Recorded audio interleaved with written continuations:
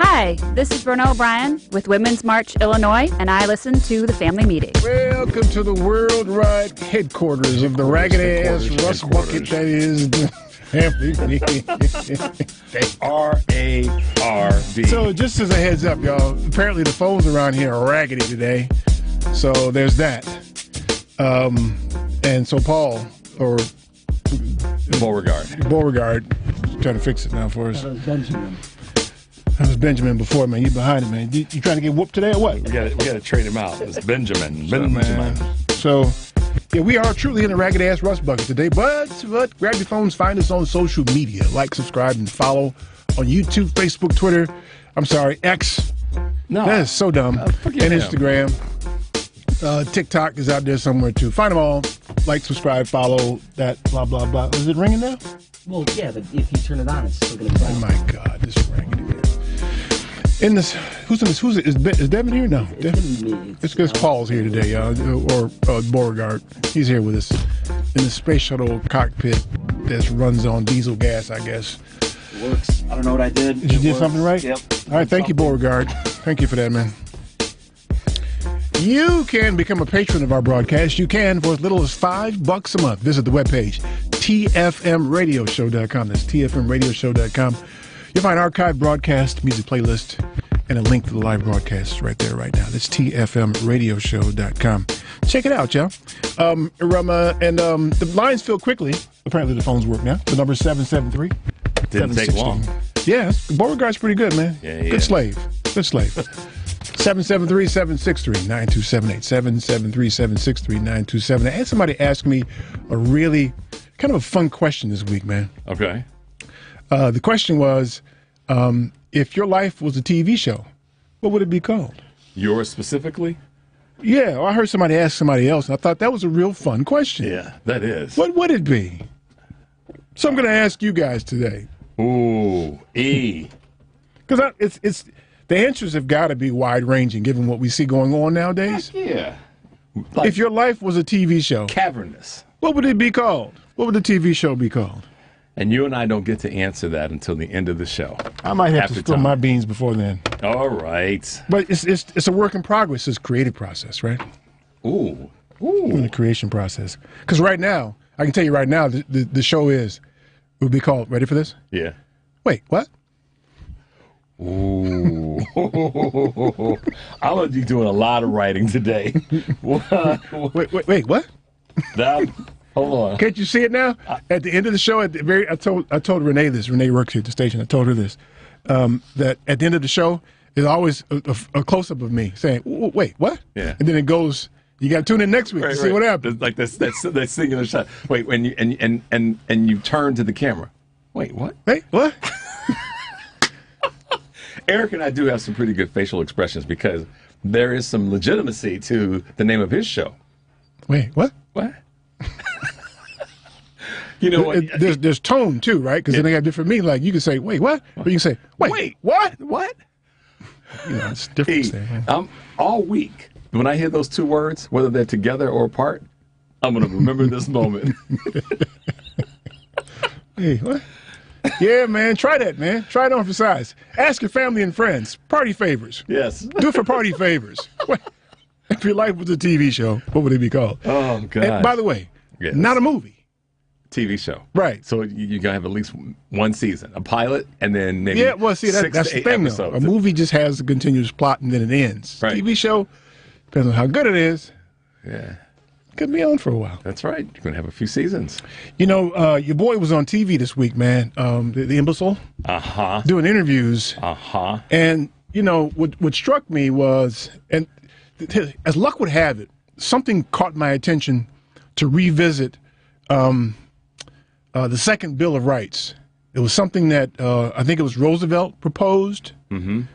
I was looking for it when I noticed that he was being interviewed. This one was with Christian Welker, who's the new host of Meet the Press. Right.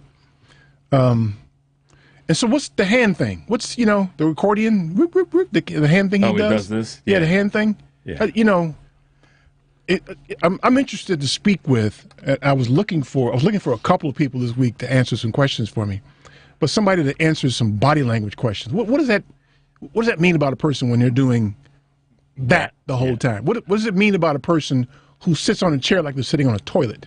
Mm-hmm. What does that mean about that person? It's got to be some body language, something in it that tells you something about. Man, it's something stupid, I'm sure. It's something undeveloped. I'm gonna go down that road, because if we look at the behavior, what do you mean undeveloped? His behavior is like Neanderthalish. Yeah, like I mean, and the things that he tries to do to mask that, how you sit, how you use your hands. I think a lot of it shows that he's still there's some severe retardation in his human development, and it comes out in things like that. I don't think you're supposed to say that, man. No, you can't, because it's a thing. Retardation isn't offensive. If you call someone, I don't mind. I'm just telling you what they might say. I don't care. Wait, what? Wait, you don't think that? I mean, I know I'm a tiny bit nicer than you. On a scale of 1 to 5, you're a 2 and I'm a 2.01. And so I get. Oh, that's an insult. You gave me a 2? That's a scale. I know. You gave me a 2.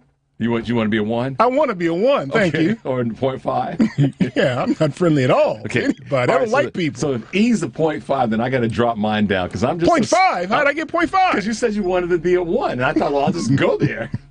E's a 0.5. I'm a 1. Oh my God, man. So what kind of world are we living in where a person who has 91 charges against him, four indictments, 1 state, 3 federal, is doing interviews about the subject matter that he's being indicted for?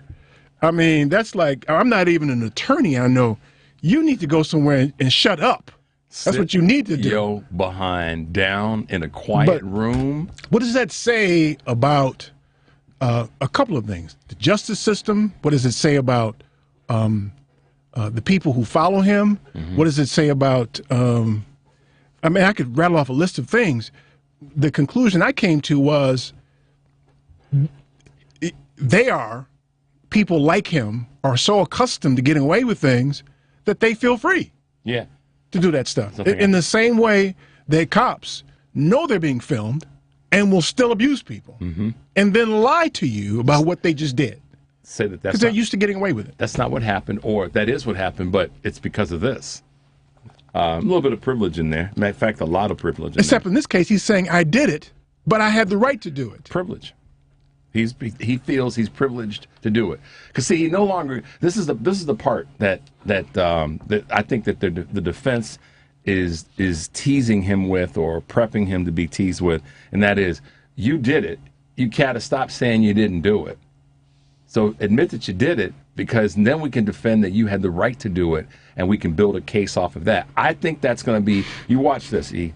I think that's going to be a part of the defense. That's one of the reasons why he's going and doing these interviews and these tours and this other speaking stuff, because he wants people to think he had the right to do it. Because what does that then foster? That fosters a support, a group of people that will say, yeah, he had the right to do it. He could do all those things because he was the president. He's allowed to do that. The worst part about it is that as you and I sit here, mm-hmm. we're not even sure if that argument will prevail or not. No. Here's the thing. I think that, I don't know, when you say that will prevail, that it'll allow him to get acquitted? Yeah. We're not sure. That will fail? No. We're not sure if that argument will prevail. Well, if it prevails, then you lost me. I'm saying it may prevail. The court, the jury may agree that, yeah, he had a right to have it. Yeah. So okay. He may prevail. Right, he may prevail. We're not sure that it won't prevail. That's what you mean to say. You said that it will prevail. Okay, it's either one. But we're not sure of the outcome. Bingo. Let's work with that, because we're not. Right. We watched him do it. Yeah. He's admitted to doing it, and we're not sure if the court will hold him accountable and say that no, you can't do it. And I think that the strategy is not to no longer deny that he did any of this stuff, but to admit it and to build a momentum behind it that says. Yeah, but he's saying all things though. He's saying that I did it, and then he's saying I didn't have it, Then he said, I gave it back. He's saying a little bit of everything. Right, which is And that makes it worse that he can just say any damn thing. That's the part. And we're still not sure if he's going to come out on top in court. yeah, If he will or won't come out on top.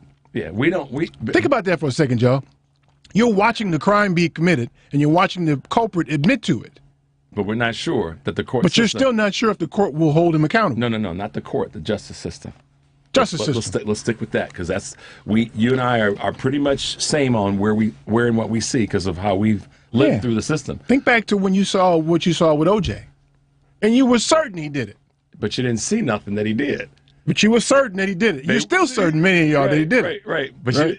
you didn't see anything that he actually did. All you saw. But that's what made people so mad, is that they were so sure that he did it, Right.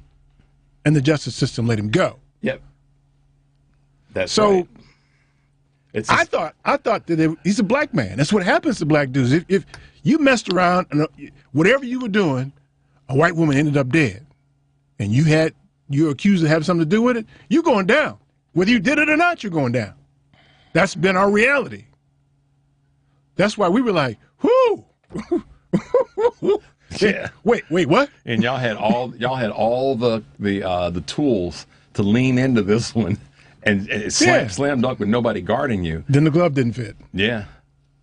So that's really the thing, is as you watch him get on television and be interviewed like this, you're still not sure. Even though you saw the crime, you got video of the crime, you've got written evidence of the crime, you got people telling you he did the crime, and him telling you did the crime, and you're still not sure that your justice system will hold him accountable. And there's a lot of hope out there that we hope that he gets a fair trial and we hope that it goes, but there's no certainty. I mean, I've heard a few people I've heard a few attorneys, that are part of the process that have history in prosecuting people that have said, yeah, he gonna get it, but here's what happens. I listen to not the what they say, but how long it takes them to get to conclusive he gonna get it. And what I mean by that is, if you said to me, Rich, what color is my hat? And I go, Eric, it's black. What I'm hearing when these folks are talking is that, well, it looks like the threading in Mr. Grant's hat is possibly dyed, but more than likely it's ended up being black. So based on that, it's probably black. I'm not hearing anybody just straight up say he's going down, period. Well, I mean, some of it may be for the television effect. I get that, because you got to drag it out a little bit. But I agree with you. Right? Nobody's just coming to it, because they're not quite sure either. Because they know, here's what they know. They know what you and I know. Maybe not from an experiential standpoint, if they're not black, but from we've watched the justice system do some hinky stuff. Not even the bad stuff, but just some hinky stuff. I mean, Historically, it's done that. So let's just take, and I know that we'll get to it, but since we're kind of talking about justice for 45, I just got to lean into why Eric's argument and position on this and mine, and Eric leading the charge in this conversation, why it's so relevant. We just watched in front of our own eyes that a dude who has a tremendous amount of evidence that is relevant, it's on point, it's clean, it's been vetted, get acquitted of 16 impeachment items in the good old state of Texas. Yep. Now, anyhow, so when some of you guys may ask how we could say he's not going to, meaning 45 is not going to get convicted, we've got numbers and numbers and numbers of times where dudes like him have gotten away. And walk, yeah. Y'all probably the same people who said he couldn't possibly win an election. And he did that. Because, that's the thing. Because the system's messed up. Yeah, it doesn't work. It doesn't work. It's got wheels. It doesn't even work sometimes. Yeah. Right? And I'll go back to what I said a few weeks ago. If you understand the system to be flawed and broken, you can't, in good consciousness, in my opinion, cheer when it aims itself at somebody you don't like. Yeah. Either it works or it doesn't work. Do you say it works now because it's working on him? What are you saying? I mean, what's interesting though is I did find the Second Bill of Rights. I knew what it was, and I knew Roosevelt had did it. I don't remember. I didn't remember the bullet points for it. Mm-hmm. But it's very relevant now. Yeah, probably more than ever before. And I was trying to recall the history of what happened to it. I think it was World War II that kind of curtailed the legislative process of implementing this Second Bill of Rights. I'm gonna read you guys the bullet points, and you can look it up yourself, of course. For the Second Bill of Rights proposed by Franklin Roosevelt. Employment, right to work, an adequate income, food, shelter, and recreation. Farmers' rights, it was largely an agrarian society then in the 1940s. Farmers' rights to a fair income, freedom from unfair competition and monopolies, decent housing, adequate medical care, universal health care was the proposal, Social Security, which did pass, and education. These are their Bill of Rights, your rights as a citizen of this country, to have these things, unimpeded, blah, blah, blah, all that kind of stuff. And it seems like this is the second instance where someone like a Biden, who's going to have a second term, should be pushing for something like that. A Second Bill of Rights. You should look them up. See what you think. Yeah. That is true. That is very, very true. And so a lot of it was, as I recall, I'm reading again, was couched in creating pathways for economic opportunity, right? And these are the things that would allow you to have more economic opportunity. If you have these things kind of taken care of, because you spend a lot of time worrying about or suffering economically because you don't have it. Right. Those boxes are checked, and people are able to flourish. Not flourish, yes, but most importantly, they're able to sustain themselves. That's right. That's right. Yeah. So listen, man, a couple of things. I'd love to hear your thoughts. Even though I don't care, but I'd love to hear your thoughts. That's different. It's a TV show. It's a new sitcom or whatever you want to. Maybe it's a drama. Maybe it's a hospital.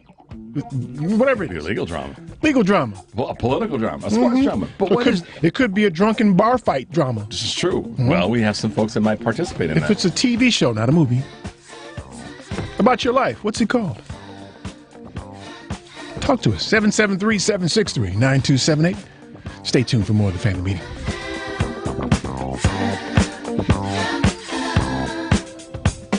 Late last night I dreamed my baby called, but it wasn't on the phone.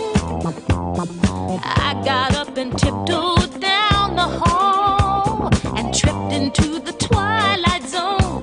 Woo! Everyone there was getting down, dancing and acting crazy. I'm Zena Smith, the owner of Masters Plus Tutoring Program, and the Family Meeting will be right back.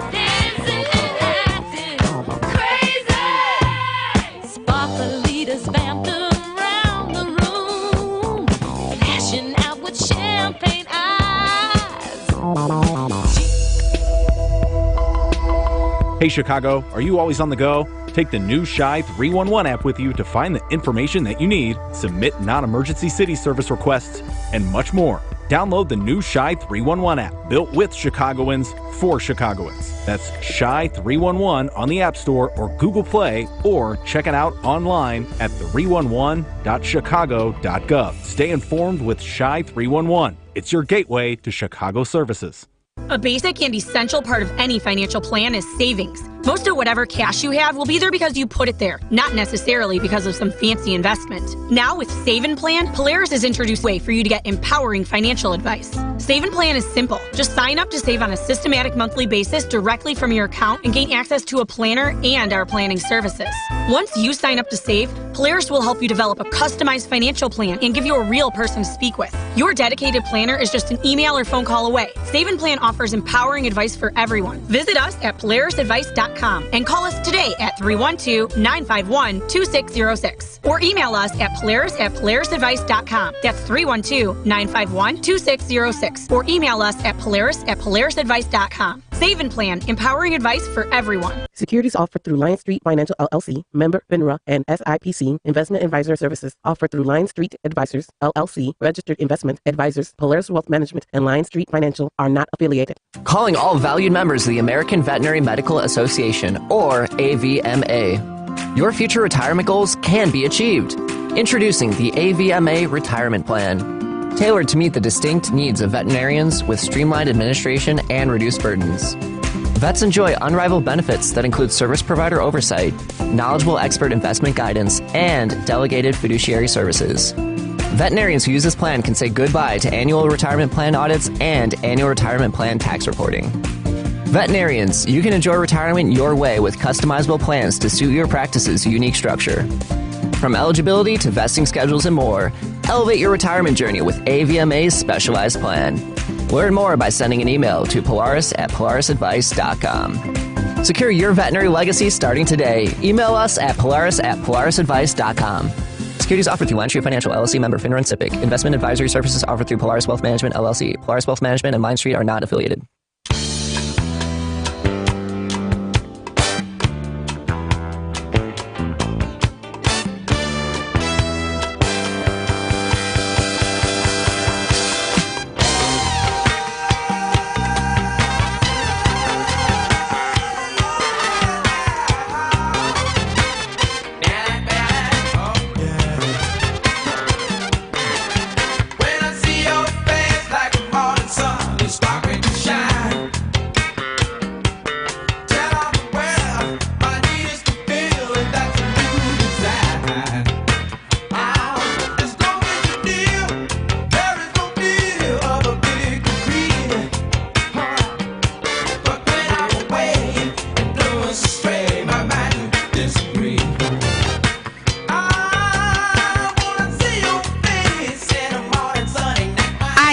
Lita Buchanan, middle school math teacher. Welcome back to the family meeting. 773-763-9278, 773-763-9278. So here's the question, y'all. Here's the question. If your life was a TV show, not movie, what would it be called? You got any preliminary ideas for you yet? Anything you want to not commit to yet? I had two things popped into my head. I'll just wait. Okay, you can wait then. Yeah, I'll drop them. Wait, what? Exactly. On the next break, I'll be comfortable enough to drop it out there. Yeah, okay. So listen, y'all, our boy's out there doing interviews. We know that every time he does that thing, it's an unhinged kind of a discussion, nonsensical. He'll conflict with the previous statement that he just said, and the whole thing is stupid. It's actually comical to watch, and it's even more ridiculous if you can put your hands on a transcript of what he says. It's a meandering, mindless bundle of stupidity that ends up coming out of this man. And really the shameful part about it is there are people of equal imbecilic nature who love that man. Yeah. I won't even say I don't get it, because it's not even something to get. It's just, I think we said this last week, and I've said this a bunch of times. My brother-in-law, who was here with us last week, and I talk about this often, it's just people are twisting themselves into pretzels trying to figure out the why. But I think it's really simple. This is who they are. This is who they've always been. It's not any more complicated than that. And as Eric so often says, when people say, the country says, or people will in one of these interviews or whatever, you see people will go, well, that's just not who we are. That's not who we are as a country. We're better than that. We're better. Thank you. We're better than that. And cats like me, Eric and I sit back and go, not really, and because we have evidence of the opposite. And so now we've got all these people tying themselves in the knots, trying to figure out what's wrong. And frankly, the people on the quote unquote left, progressive, Democratic part of the conversation, I just don't understand why. And you and I get it. So we say this sometimes rhetorically, because the answer is really simple. It's just who they are. Yeah. And they found the person. It's exactly what they wanted to believe all this time, and he gave voice to it. They believe it. They wanted to be able to let it. You know how you say sometimes, Eric, you can be racist all you. Don't let me mess this up. You said to the effect, you can be racist if you want, just don't act on that. Society shouldn't allow you the latitude to act on that. And this is what this fool has allowed people to do, is to act on what's already been there. It really is. I mean, he's using coded language. He's doing this so that he can stir up the mob. That's what he's doing. He's gearing them up and getting them ready for what the justice system might do. And that then the justice system is proven to be afraid to deal with. Yeah. I mean, let's be honest. The justice system should have. I mean, this whole thing about if you don't take a shot at the king, don't miss. Well, my feeling is come fully loaded, so that if you take one shot and you miss, be prepared to take another one. And our system isn't built that way. No. That's again part of the problem. Our system isn't built that way. Just your feeling. I know you have this feeling that you're not quite sure if they'll hold him accountable. There's the problem. It is. You should know. In this case, you only need one person to say, nah, I think he's all right. Yeah. That's all you need. What do you have, 9, 10, 11, 12? I don't know the jurors. Between 9 and 12, depending You on. only need one. Yeah. Yeah. You only need one. And listen, damn near half the country, voting age, voted for him. So the likelihood of them finding somebody in D.C., in Florida especially, but in D.C., he's got to get one. Yeah. And the way these people operate, you can see how they operate. They're interviewed on television all the time. They're nonsensical as well. They don't care. And that's why. I'm just not going to believe it. I don't care what evidence you present to me. I am not going to believe it. And anytime someone presents something that is whatever we want to call factual, database, and all the rest of the right logical words to that personality, they immediately go, well, that's just made up. Like this whole thing with some of the judges' decisions that are Republican judges appointed by 45. And you'll see, from Jordan Klepper to the other guys whose names I can't recall. I apologize, whoever you are. But they'll be interviewing these fools, and not of them just the snaggletooth fools. These are some of the people that, upper middle class, yada, yada, yada. And they will say something to the effect of, well, this came down from a judge that 45 appointed.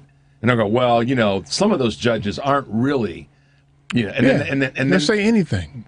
Right, because it doesn't matter because they don't want to believe that. I talked to a really good friend of mine who is a psychologist, which is important. They choose to. I'm reading Neil deGrasse Tyson's book now, Starry Messenger.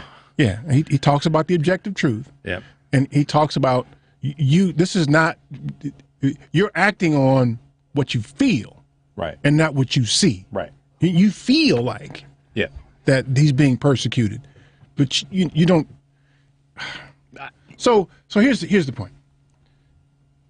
I'm way off the reservation on this. I don't think there's any chance they'll hold him accountable. I'm way off the reservation. Why do you say you're way off the reservation? I don't think there's any chance they'll hold him accountable. Right, but why do you say that? Why do I think that? Yeah. History. Bingo. I'm history. I did that intentionally. History, y'all. And this is the interesting sort of juxtaposition of history. They're trying to melt away, because you can't meld away, but melt away history. And yet we have history to teach us a lesson. Yeah. But yet they're trying to melt away history. So there are a couple of instances that rattle around in my head all the time because of my vivid imagination. One that doesn't require a lot of imagination is Laquan McDonald. And you watch that police officer empty his gun in that young man and attempt to reload his gun. We saw that on camera. He got maybe 6 years. He got out in like 2. No harm, no foul, as far as they're concerned. No. The other one is Emmett Till. I wasn't alive then. My mother's still traumatized by the notion of that, by the pictures that you saw in Jet magazine. And what often happens is, and this is what angers me when they refer to that brother Emmett Till, they say that he was tortured and killed. Okay, so tortured and killed is a throwaway statement. Be more specific. Yeah. They carved that young man's eyes out of his head while he was alive. Yep. Digest that for a second. Yeah, they carved that young man's eyes out of his head while he was alive. That's the torture part. Killed, shot any number of times. Find yourself a 14-year-old and imagine that he has his eyes carved out of his head while he's alive. Mm-hmm. And they went to a court of law in this country. Different time, I get that. Mm. Took him a day. Yeah, go home. Yeah. Didn't happen. Don't worry about it. And stop at Bessie Sue's on the way because she's got the apple pie for you.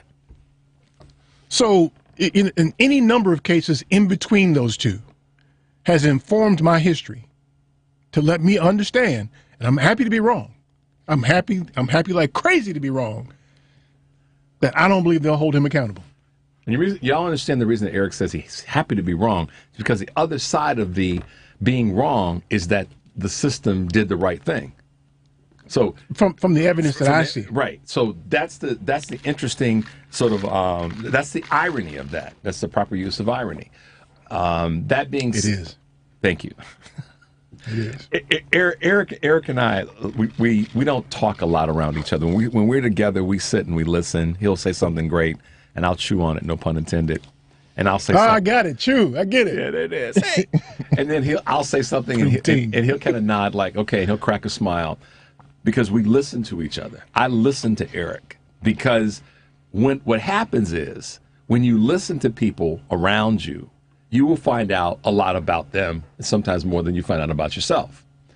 So what we're dealing with right now with 45 is we're being forced to listen to him damn near 24/7 in one capacity or another. Listen to him or something about him. Correct. And so what we're seeing is we have a large number of people, 74 million, whatever the number was, 70 plus million people that decided that after having listened to him for 4 years, 6 years, that they want that to be a representation of who they are, not of the country. This is what y'all got to understand. A lot of people are running around and saying this is about the country. No, this is about these individuals and their self-proclaimed position in the country, because it's not the country when the other half or majority numerically has a different ideology.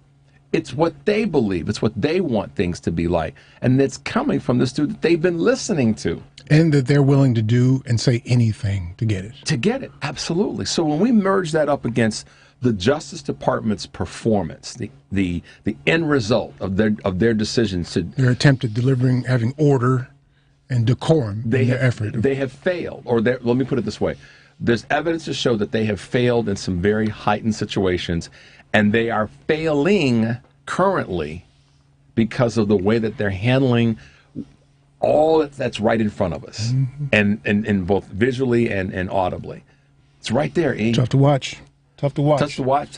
Tough to hear. Because listen, Coach, help me out. He coached the Celtics. He coached the Clippers. Doc Rivers. Pull up, y'all. Pull up Doc Rivers. And there's an interview a few years ago, and I forgot who it was that had been killed. A black man that had been killed. George Floyd. Was that George Floyd? Yeah. And he made a very impassioned statement about how we love this country and it doesn't love us back. Bingo. Yeah. Here we are. It's something, man. Let me get Jim calling from Chicago here. Talk to me, Jim. Hey, guys. How are you? Good. I didn't get the chance to watch the old guy on TV. Both the guys, you and Eric and Richard both watched it? What's that? Did you both watch it? Did you watch Trump and Meet the Press? Yeah, I watched it. I didn't want to watch it because I didn't want my stomach to get upset. I couldn't watch it either, but did he use his hands real peculiarly? He uses his hands. They're so peculiar. Yeah. You know, I mean, he uses his hands. They're so peculiar that what that is a person who can dish it out but can't take it. And there's a lot of people like that, but that's a mechanism. The hand gestures. I just can't take those hand gestures. They drive me insane. Anyway. Is that the hand gestures you see in the bars before the fight breaks out? Well, listen, let me tell you guys. I bet that if that guy was making a hand gesture like that in a bar, I figure he's not man. The guy doesn't know how to fight to begin with. Let's put it that way, because nobody would move their hands up and down like that. I mean, a person knows how to box. You know when a person knows how to box. You know they hold their Please believe me. And he doesn't know how to box, that guy. I'd love to run into him in a bar, but I wouldn't get that lucky. But anyway, guys, here's the thing. Here's what kills me. He collected $250 million off this nonsense from poor suckers all over the country who sent him money. His son-in-law got $2 billion from the Saudis, and you think that he'd say to his son-in-law, "Geez, we know how you got it, Quickly. We know how you got it, Jared. Why don't you, kick me in a few, whatever, a couple $100 million." But no, he's got to take it from the suckers in America, which is insane. What I suggest is, why don't they just make him Speaker of the House right now? Because he might as well be Speaker of the House because he's running the show there. With Boebert, those people, he's running the show. He wants us to default, and he wants us to investigate Biden, and which he got impeached for to begin with. But he called Zelensky in Ukraine and said, "Give me a story. Give me any story. We don't care." And that the Republicans loved it. McCarthy started with Clinton with Benghazi in 2015. He said our poll numbers are going down, down, down. And then WikiLeaks. And then the emails. They'll use any story to get elected. But that's the trouble with our populace, because you could throw a shockwave in like they did with Comey. The day that Comey made that announcement a week before the election, I was leaving my apartment, and it was official. I thought, God, what a terrible thing to say at this point. With a week to go in the election, you're going to reinvestigate Hillary? I go, that's really dirty pool. But we got to guard against that. We can't. Those things are beyond anybody's control. You're not going to say. But this guy, they must have loved him for that stupid show that he did for the Goofy Apprentice. I couldn't watch that show if I was on morphine in the hospital. I couldn't watch that show. You know what I mean? But people loved the show for some reason, and he was always a publicity hound. I mean, that's how he got it. That's what he got prominence. He was, he'd do anything to get publicity. He'd make up anything. He'd call in and say he was a different person, anything to get publicity. And he thrived on it. Yeah. But I don't know. But you guys are right. I mean, how can you be sure of anything in this world? I mean, Nixon, my God, I knew Nixon was going down. I knew it. For a fact he was going down. I could tell. But with this guy, he could get away with anything. First of all, with that Billy Bush interview, when he said he could grab women by the genitalia and stick his tongue down their throat, and then they'd enjoy it, that would have killed him. It would have killed him. Gary Hart was thrown out of the. Gary Hart was up there for a while, and he got caught with the girl on his knee, and that was the end of him. No, but this Trump gets away with murder. They let him get away with the absolute murder. You guys are right. I don't know why. He certainly has enough lawyers. He's got hundreds and hundreds of lawyers. They could probably come up. If you got enough concoctions in your mind, illegal concoctions, I imagine you could dream up anything. Chaos, chaos. It's creating absolute chaos. Chaos, so that people can't think straight. Yeah, that's the problem. But we got to outlaw it. We got to live long enough to beat them at the polls, I guess, gentlemen. And you guys, thanks for letting me go on. And you guys have a great week, guys. Okay, and thank you very kindly. Thanks, man. Appreciate it, man. Beating him at the polls isn't going to be good enough. He's still got the mob that he's got to contend with. Mm-hmm. And what do you do about that? Yeah. I mean, so he's got to get through 2 elections, the primary, and he's got to get through the general. If he loses the primary, they're going to have hell to catch over there. And he'll probably win them over because they're imbeciles anyway. Mm-hmm. Then he'll be in the primary. He'll lose. I mean, in general, he'll lose that. He's going to set the mob loose again, yo. Mm-hmm. 773-763-9278. Stay tuned for more of the Family Meeting.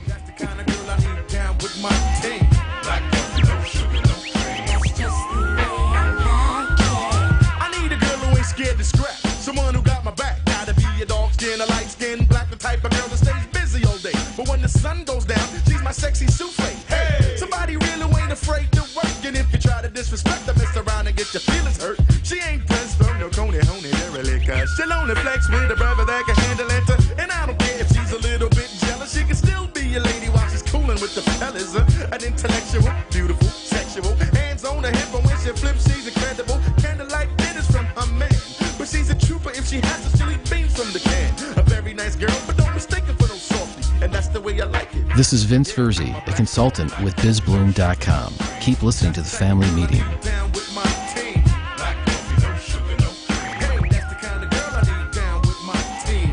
Black coffee, no sugar, no cream. Do you own a business in Illinois? Are you aware of the new retirement plan requirement that could impact your business? Listen up, this is crucial information you don't want to miss. If you're a business with at least 5 employees and have been operating for 2 years or more, Illinois law now mandates that you provide a retirement plan. But don't worry, we've got you covered. Polaris Wealth Management can be your professional partner in navigating this new landscape. We specialize in helping businesses just like yours establish affordable retirement plans that meet your needs and keep you compliant. You may avoid penalties as high as $500 per employee by acting now. Our team of seasoned professionals will guide you through the process step by step, making it easy for you to set up a 401k, a simple IRA, or another qualified retirement plan. Visit our website at polarisadvice.com for more information or shoot us an email at polarisadvice.com. We're here to help you provide your employees with the retirement benefits they deserve while safeguarding your business from potential fines. Don't let these changes catch you off guard. Contact Polaris Wealth Management today, and let's work together to build a better retirement future for your employees and your business. Visit polarisadvice.com or email us at polarisadvice.com. Securities offered through Lion Street Financial, LLC, member FINRA and SIPC. Investment advisory services offered through Polaris Wealth Management, LLC. Polaris Wealth Management and Lion Street are not affiliated. Do you have a pain that won't cease? A health issue that's not getting better? It may be time you visited Health on Earth Wellness Centers. With over 20 years experience, 4 Chicagoland locations, and patients that range from 2 months old to 93, Health on Earth Wellness Centers are fully prepared to meet all your chiropractic needs. We have state-of-the-art facilities in Crestwood, Tinley Park, the South Loop, and Naperville. Don't let being healthy be your last resort. Make it your first choice. Make an appointment today at healthonearth.org. That's healthonearth.org. Brandy got to make it hot, LL. DJ got to make it hot, Brandy got to make it hot, LL. DJ got to make it hot, Real love is hard to maintain.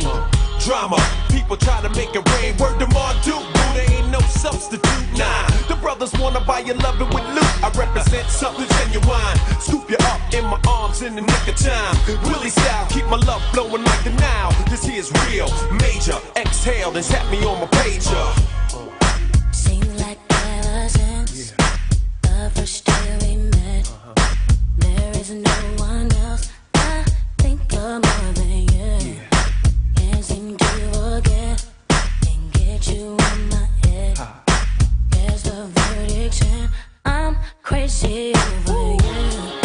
How can one... Hi, I'm Aiden Taylor of A.L. Taylor & Associates. Welcome back to the Family Meeting. 773-763-9278. What's the name of the TV show of your life? TV show of your life. I forgot to ask Jim with it. I should have asked him. Maybe he'll call back and tell us what the name of that is. 773-763-9278. So listen, man, you get nonstop imbecile TV all the time with these people. And let me just editorialize just for like 5 seconds here. Go. I am so sick of these interviewers and their loaded questions, man. And they're not follow-up, E. They're not follow-up. Lack of follow-up, yeah. Just ask the question. Right. Just ask, because what kills me, and who's good for this is Rachel Maddow and Ali Velshi. They're good for this. They put the question on the front of the end of the statement. Mm-hmm. So they'll ask a question, and then they'll make this long statement. Mm-hmm. Just ask the question, man. Let them answer the question and then follow up. I'm not a journalist, but I don't think that's how that goes. You don't need to be. I mean, no. I'm tired of that. I'm tired of you all covering him all the time, too. I'm tired of that. I'm trying not to today. I'm trying to talk about the set of circumstances that are really a problem for us, right? He's the impetus for that. Yep. I don't guess there's nothing that I can do to change that. But what I do want to do is watch out for these people. Now, I've got children now who live in the South, and I'm concerned about their well-being. Mm-hmm. I am concerned about their well-being. I'm concerned about my children facing one of these people who are pervasive in the South. and they're being drummed up, they're being stirred up, they're being led to believe certain things that aren't true, that could potentially harm my children. Do you remember the shooting in Allen, Texas, back in April? There's so many, I can't. Okay, so that was 11 minutes away from my niece Desiree and my grandniece Ava and my nephew Christopher's home. And Linda and Jim, my brother-in-law and sister, were here last week. It's their daughter. Okay, so I don't have children like you do. I have nieces and nephews, and I have a ton of nieces and nephews. And I've got, a half a dozen of those family members that live in these crazy A states in the South.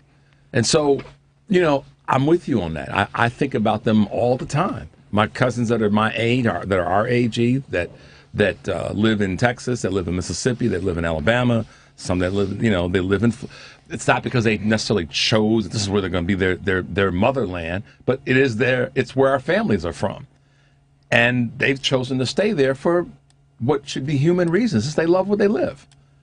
Why should they have to feel threatened to love living where they live, the topography and all the other things that brings them there, the warmth, on and on and on.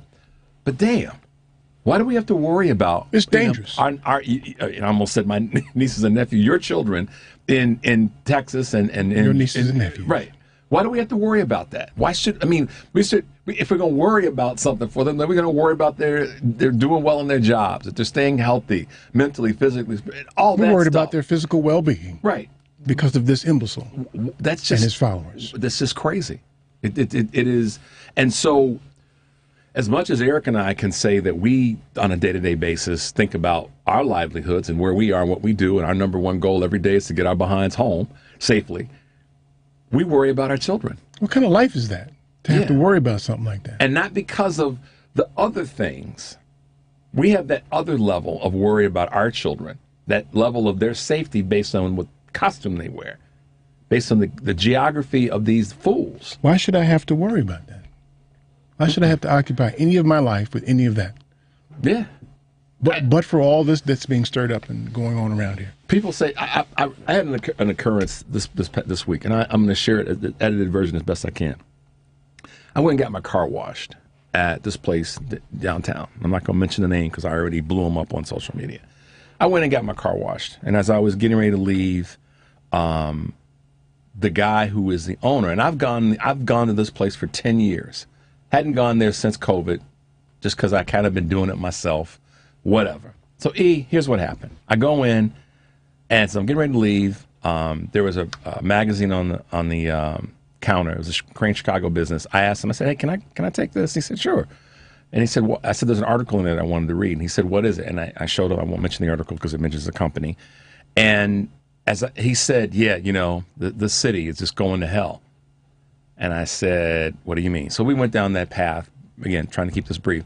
Long story short, he wanted to get into an argument with me about how unsafe the city of Chicago is, and how we had all these hoodlums and crazy people, and the law enforcement's awful, and leadership's awful, and da-da-da-da, and just going on. And I said, "Hey, listen, man, I'm not trying to change your mind because of your personal experience." And I said, "But this is the thing that you got to understand about me. I worry that am I safer in the city of Chicago, or am I safer if I go out to one of the suburbs that you speak about?" I said, "Because to be honest with you, I think about myself, guys that look like me, and our families when we go to certain parts of the country that we're not safe." I said, "So you can't just always automatically say Chicago is a piece of doo-doo when there's places throughout the country where there is hyper violence due to the way that people look, the color of somebody's skin." Chicago is no more dangerous statistically than any other city. In fact, the data shows us that red states have a far more higher danger rate than any other place. He couldn't hear it. I said, "Look, man," I said, admittedly, it's his reality. For him, like us, there's certain fears that we harbor. Sure. Right? But the data says otherwise. But he couldn't hear the data. And I know that because he feels some way, right? That's back to the whole objective truth thing. Bingo. right? And I couldn't get there with him. I stopped. I said, Richard, you're not going to Right. just So stop. and Neil, and I'm starting to become a big fan of Neil deGrasse Tyson. So Neil deGrasse Tyson, not a you bad- keep your feelings to yourself. That's not a bad person to fanboy about. Okay, To thank fan you. man about. You can keep your feelings to yourself. That has nothing to do with the objective truth. Right? So the truth is the truth. There is no alternative truth. There's no alternative fact. There's the truth is the truth. Is the objective truth is the truth. Right? Now, if you feel some kind of way, I can sympathize with you. Right, because I can't question your feelings. I mean, I can't question them as being right or wrong. They're your feelings. I have to, as a grown man, respect that that's how you feel. But it's not the objective truth. Correct. Damn, I wish I could have said that to him. I did say a couple times, and I thought, okay, he's not going to hear you on the third time, more than hear during the first time hell no. about what the data says about Chicago's, violent crime versus other places, but the most dangerous state in the country is Alaska. Yeah, that's right. Isn't that crazy? Isn't that crazy? Right. The data set, that's the objective truth. Yeah. But it may feel dangerous in Chicago. Right. But it's not. It's not as dangerous as Alaska. So let's. But okay. So everywhere is dangerous. Right. So let's grade it. I'm gonna give you one of the words that are not a word. It's more dangerous, sir. More dangerous in Alaska. That's the word of the day. Dangerous. The non-word of the day. The non-word of the day. Let me get Brian here. Okay, Brian, talk to me, man. Tell me what the name of your TV show would be about your life. Oh no. Did we lose Brian? Oh my goodness. I think the phones went. No. He said, "Oh, I ain't answering that question." Sorry, E. No. I like you guys, but oh no, I'm not. So, Brian, whenever you call back in the future, that's going to be the question you have to answer first. That's right, man. You first, man. That's right. Yeah. So yeah, you guys, you should get Starry Messenger. Yeah. It's an effort by Neil deGrasse Tyson, and I was hip to this by a friend of mine, Tammy. What's up, Tam? Who I was hanging out with in Detroit with my boy Zach, and she started reading it too. And so it is an incredible effort, Starry Messenger, at weaving the geopolitical environment into science. Got it. Okay. And so, got to put that on my list. I'm gonna go ahead. And oh my God! So listen. I mean, I follow him at the right. I do follow him on Instagram and on Twitter, and whenever something pops up on YouTube, I do watch it because the dude is just fascinating. Yeah, it's like, you know how you said that people you would say, yeah, president material, or like, you know, the 5 people you want to have dinner with. He's moved into the slot with me now.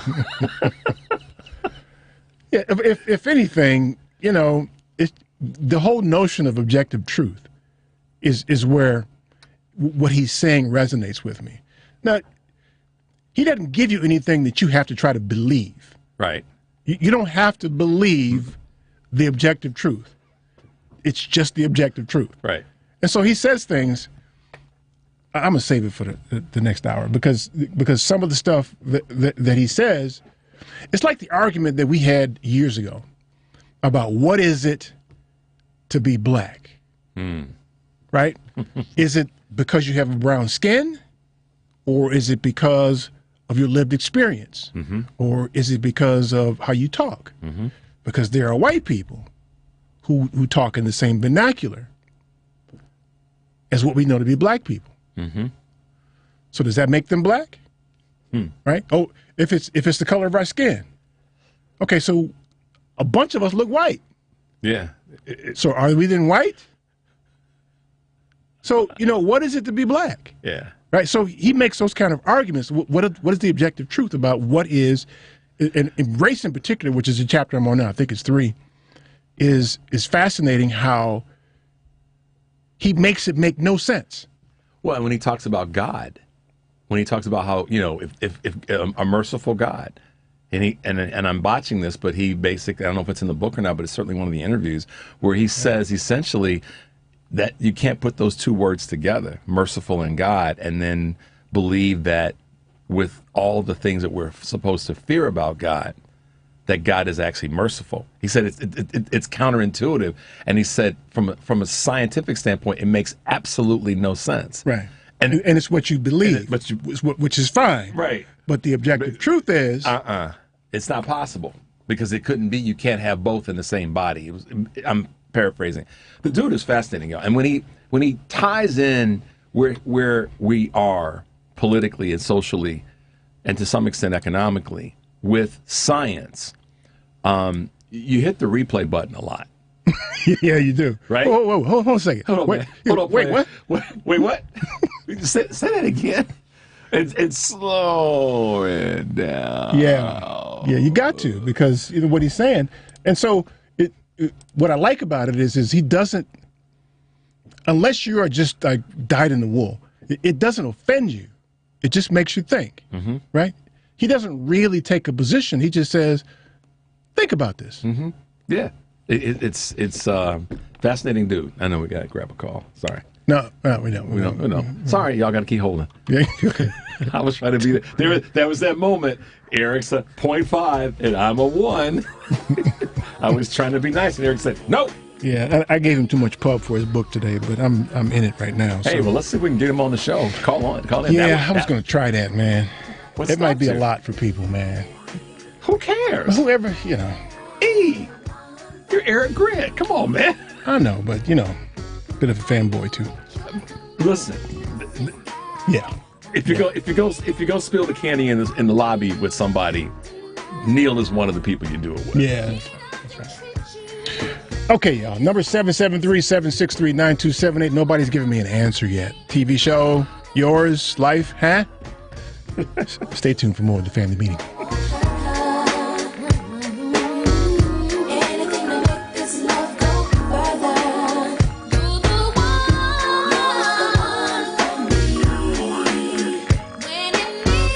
Hi, I'm Vicki Miller-Walton. Keep listening to the family meeting.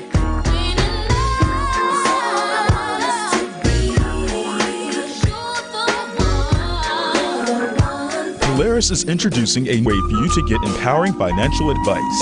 Save and plan. If you are like a lot of people, you'd like to work with a financial planner, but don't know if you earn or have enough to invest. Save and Plan will allow us to work with nearly anyone from young professionals to retirees looking to travel the world. Save and Plan is simple. Just sign up to save on a systematic monthly basis, directly from your account, and gain access to a planner and our planning services. Once you sign up, Polaris gives you a customized financial plan, a real person to speak with, and information to help you make good financial decisions. Your dedicated planner is just an email or phone call away. Save and Plan offers empowering advice for everyone. Visit us at polarisadvice.com. Call us today at 312-951-2606 or email us at polarisadvice.com. That's 312-951-2606 or email us at polarisadvice.com. Save and Plan. Empowering advice for everyone. Securities, insurance, and advisory services offered through FSC Securities Corporation. Member FINRA SIPC. Insurance services offered through Polaris Insurance Agency, Inc., which is not affiliated with FSC Securities Corporation. Hey Chicago, are you always on the go? Take the new Shy 311 app with you to find the information that you need, submit non-emergency city service requests, and much more. Download the new Shy 311 app, built with Chicagoans for Chicagoans. That's Shy 311 on the App Store or Google Play, or check it out online at 311.chicago.gov. Stay informed with Shy 311. It's your gateway to Chicago services.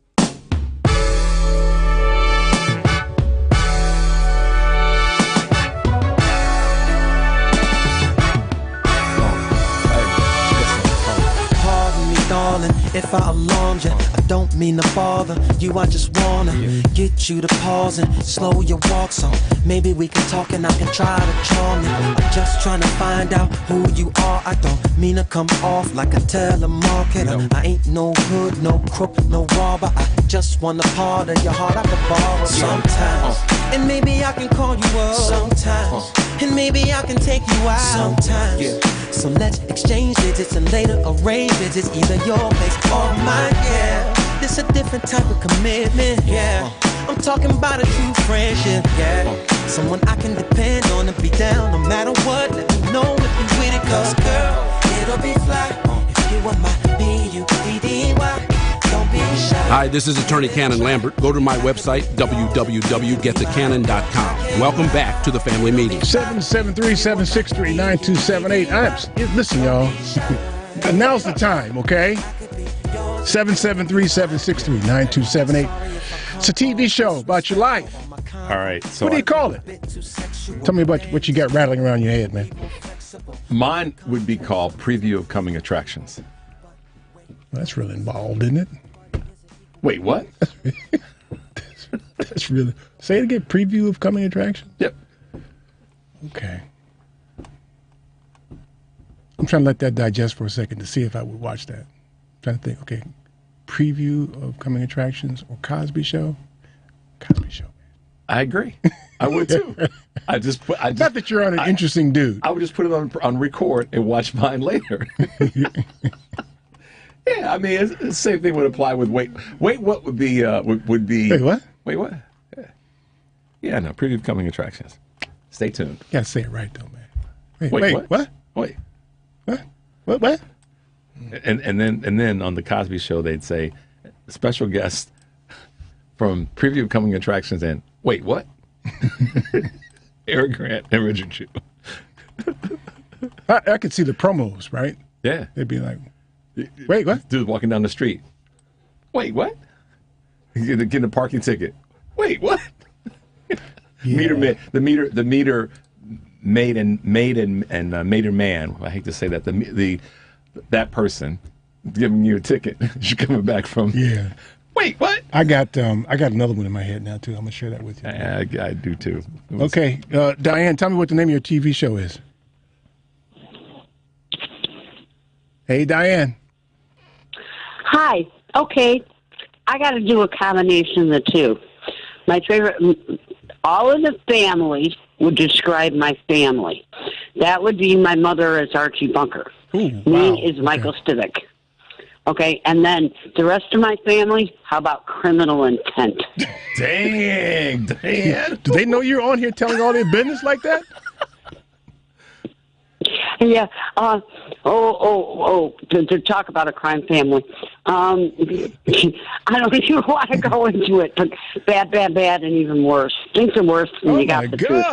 Diane, you are our new love, girl. I got to tell you, because you got some stories to tell. We know you do. Indeed. Yeah, I do, but I can't say it on air. And I've gone to the police, but the police don't believe me. So, and so it goes. Nobody can be that bad. Oh, you wouldn't. Oh, yeah, they can. Way they can, but they get a pass because they are money. So money buys justice, doesn't it? Ah, okay, those kinds. Okay. Diane, okay, so that gives you a whole clue of what the rest of my family is about. All right, okay. They're real money. So you got a reboot of All in the Family. Okay. Yeah. That's my mother, and I'm Michael Stivic, and I'm Baba Black Sheep of the family. You're going back to the 70s. I don't want to have anything to do with their money. I don't want to have anything to do with them. It's blood money. I don't want to get them away from me and get their money away from me. That's just the way I really, really, really feel. I'd rather make it on my own as I can. All right? And I don't care about their money and what they're doing to other people. Eventually, justice is like karma. What goes around comes around. And that's another thing I wanted to talk to you about. Trump and all of them, and I mean all of them, all right, they're never going to, their day in court, they'll probably walk away from court, right? A free man like what's-his-face, who just got exonerated, all right? Yeah, all right, because Texas is so corrupt, it's collapsing on the weight of its own corruption. But there is one court they can never escape, the court of karma. And when their karmas come down, it will come down like a ton of bricks. It will be sudden and swift. It will hit Trump. It will hit Putin. It will hit Orban. It will hit Erdogan. It'll hit all of them. See, I'm afraid of that, though, because the way it's played out in the past too often is a lot of times these people, while we're waiting for karma, they just die, and we never see it. That's what I'm talking about, the karma. Yeah, but then they don't know. We don't get a chance to watch them writhe in pain. They just die. Yeah, but one thing about court, Trump's got to show up on camera in court.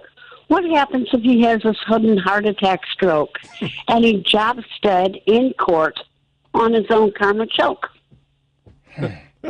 So I'm not going to cheer for that If out he's loud. on camera and he drops dead, they can't, nobody, I mean, the QAnon will go crazy because they're crazy anyway, but it'll be captured on live camera. Okay, 7-second delay, but it's still live camera. They won't believe it. They'll think he's still alive and it was staged. Yeah, they will. Well, what do you think what they did with Stalin and Lenin? Stalin was dead 6 months before they admitted he was dead. Lenin was dead 6 months before they admitted he was dead. This is all right. This is world history, right? Yeah. Look at what happened to Stalin. All right, So they hid it. They hid it from the United Socialist Soviet Republic, the USSR. They hid Lenin's death. They hid Stalin's death. So, if he drops dead on camera, they can't really hide it, can they? Well, hide it. They won't be able to hide it per se, Diane. But to Eric's point, they will definitely do something to manipulate it and make it seem something other than it is. Oh, sure. He was. I hate to use this word, okay, but they'll claim he was assassinated, when in actuality, it's his health. All right, he's morbidly obese. He's a pathological liar. That's why he's so. What do they call it? Malignant narcissism. He has to get up and be on camera all the time because he has to be center of attention. It's his malignant narcissism. And he's such a pathological liar. Within all the lies, he spews out the truth because he can't help himself. Yeah, and they let him get to the White House. Yeah. Yep. That's the shameful part about it. Diane, I appreciate it. Thanks, Diane. Just be careful with the family, okay? Yeah. Oh, well, I'm far away from the family, and I want to stay that way. They haven't got a clue about me. And even if I'm using my real name, they don't listen to your program because they're such racists.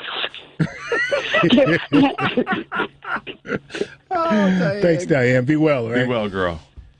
Okay, you too. Thank you for listening, and have a great day, and have a great week, too. You too, Diane. What energy. I know. What she's our new love because she brings it. Yeah. Let me get Brian calling from Joliet here. Brian, what's the name of your TV show of your life, man? Oh, well, I didn't. Well, I really think The Prisoner is important, but I wanted to make some comments. Whoa. So what's the TV show, man? Well, The Prisoner, that was a creation from the great actor Patrick McGowan. Yep. And that was a 17-part series, a follow-up from Secret Agent Man, where he played John Drake, British intelligence. Yeah. Wait a minute. So, wait a minute. That's the TV show of your life? No. Of my liking, important show. Oh, no. I'm asking you that if your life was a TV show, what would it be called? Oh, can I make a comment along the lines that Jim did and the last lady? As soon as you answer my question, yeah. I thought I just did. It's a very difficult question to ask. Okay. Did you have a good movie when you died or something like that? Okay, go ahead, man. What's your comment? Okay, first of all, I'd like to say good on you for referencing Franklin Delano Roosevelt's Economic Bill of Rights. That came out in a speech in 1944. I unfortunately died in April of 45, so couldn't get it accomplished. I have a copy of it. If you'd like, I can mail you a copy. This was after World War II? This was after World War II then, right? It was 1944 when he gave that speech. Okay, I thought it was before the war, and that's why it didn't get advanced. Okay. And if you'd like a copy, I'll try to get you one. I can try to get a Xerox one. No, I'll Google it. I'm fine. Thank you. But I just wasn't sure of the year and the timing and why it never. That's what I'm curious about. Why it never got advanced. Yeah. Well, because he died in April of 45, so if he had another year, probably would have got everything you were talking about in. I wanted to make a comment. I'm a democratic socialist, and I would never vote for Donald Trump. And I think they should have been charged with sedition or treason a couple of years ago. However, I did catch him in a speech a few days back, and he did make 3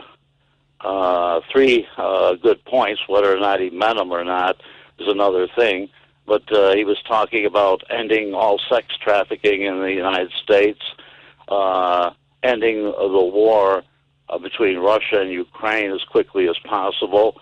And best I can tell in Trump's speak, when he talks about defunding the quote-unquote deep state, if he's talking about defunding the CIA, you get no argument. I'd be all in favor of that. Whether or not he means it or not, at least he raised those points, and I think those 3 points were good points. Of course, I'd never vote for the guy. I'm a democratic socialist, so for the most part, I'm polar opposite, you know. Mm-hmm. I think he wants to defund the FBI more than the CIA. But I agree with you. The FBI and the CIA have they've created all kind of havoc all over the world. They're worthy of being defunded, for sure. Well, I as always, I always look forward to Eric, you and Richard on the family meeting. Try to listen or try to check in as much as I can, and really appreciate your show. Thank you, man. Appreciate it. Brian. Enjoy your Sunday, okay? Have a great week, Brian. Okay. Thank you. You too. Sure. Bye-bye now. Bye-bye. Bye.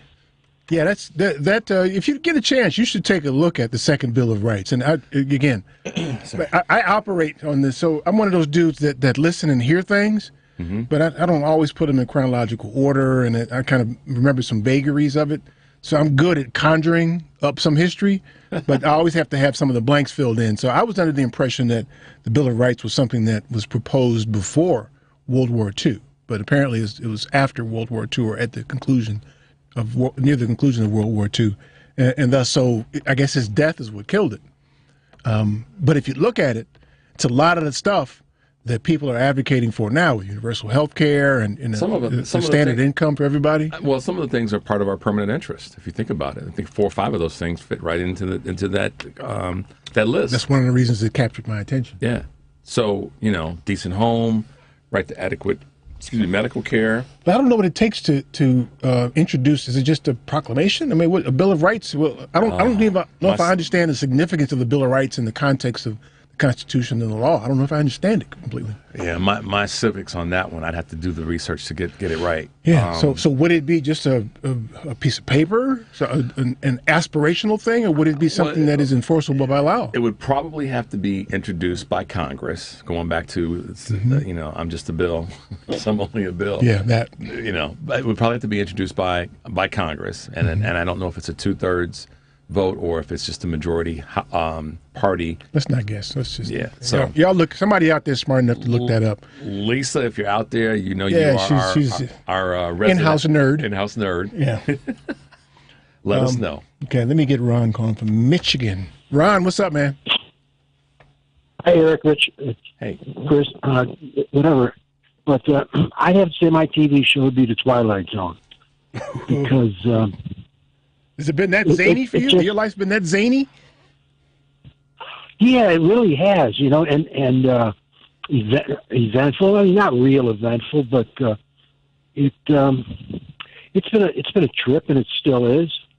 And my going to Vietnam, that was an experience. And before Vietnam, growing up in Chicago and meeting people, like one guy that I didn't grow up with him, but I knew him. He was in on the Black Panther raid. He was a cop who went in on the raid. And you mean Fred Hampton?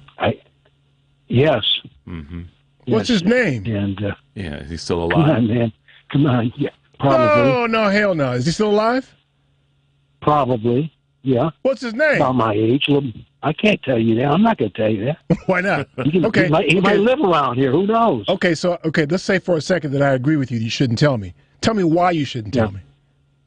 I don't want to be exposed to retribution.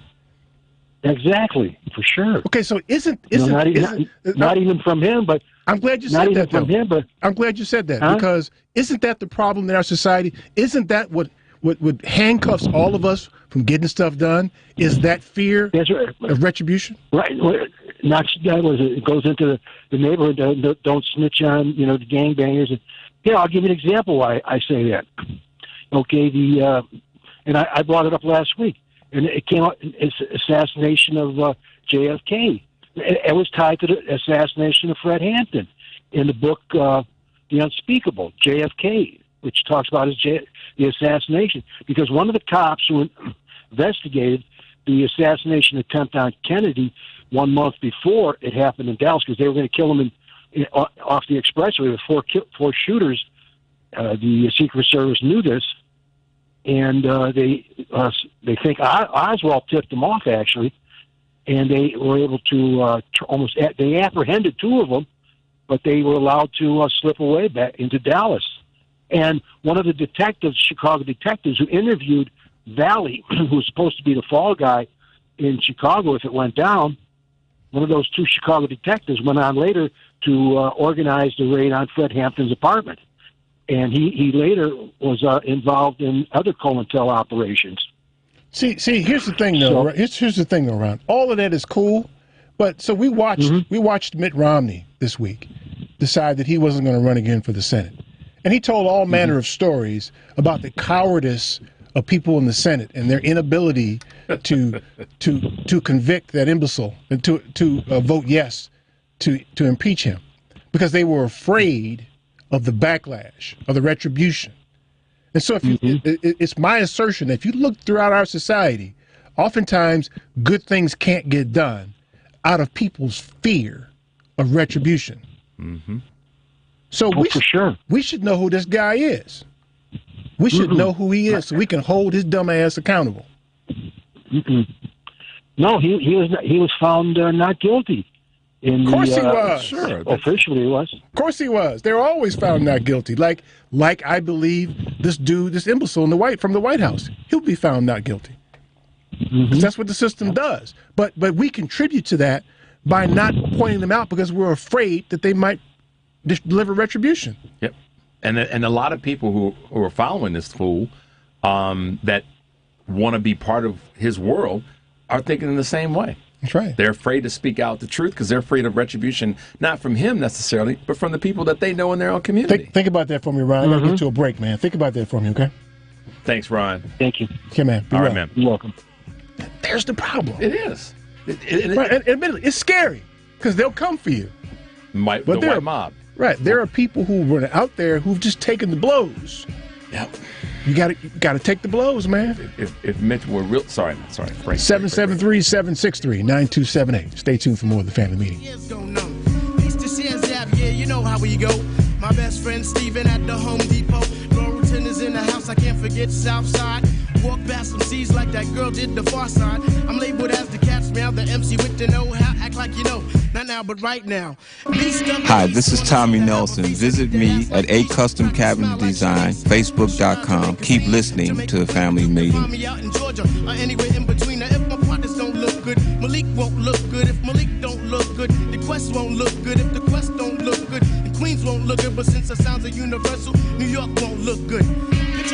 A single K plan is a 401k plan designed especially for business owners and immediate family, regardless if they are incorporated or not. Single Ks offer both employer and employee contributions and in many cases have no setup fee or annual plan administrative charges. Single Ks are simple to administer with no government reporting required. Most importantly, this plan allows employees to access their savings via hardship withdrawals or loans. Visit our website at polarisadvice.com or call us about your business or organization's retirement plan at 312-951-2606 or email us at polaris@polarisadvice.com. That's 312-951-2606 or email us at polaris@polarisadvice.com. Polaris provides empowering advice for everyone.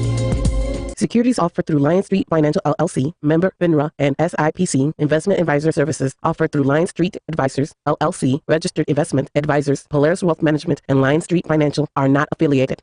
Calling all valued members of the American Veterinary Medical Association, or AVMA. Your future retirement goals can be achieved.